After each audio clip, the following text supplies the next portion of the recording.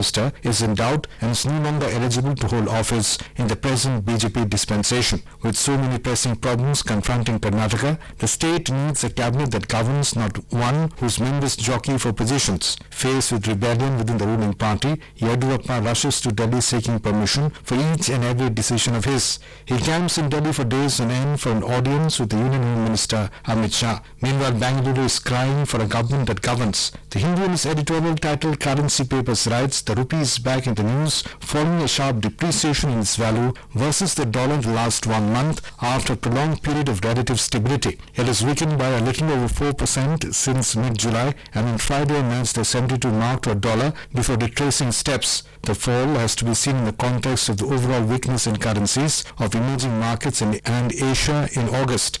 The Turkish lira, Brazilian real, South Africa's rand, the Mexican peso have all uniformly lost value versus the dollar, with the Argentine peso losing the most, but this has more to do with Argentine's economy's woes. The trigger was China's devaluation of the yuan to below the 7 per dollar level for the first time in more than a decade. The last time that the yuan was seen below the 7 per dollar mark was during the global financial crisis in 2008. The yuan's devaluation is itself a part of the complex trade war that Beijing is now waging with the United States, whose president has labeled China a currency manipulator. Emerging market currencies have also been depressed more since the bond yield curve inverted in the US last week, when yields on a 10-year bonds fell below the 2-year note, signaling the market's fear of a recession in the US economy. While there's no data to support such fears as of now, the trade spat with China seems to be giving the jitters to the market. The fall in the rupee is of course influenced to some extent by the overall economic slowdown and the sellout in the equity markets in the last couple of months,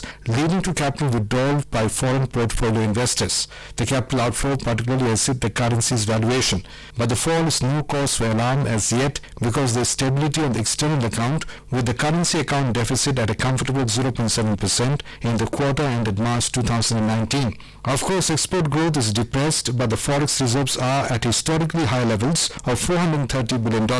Those were the comments from the press presented to you by the News Services Division of All India Radio. This broadcast came to you from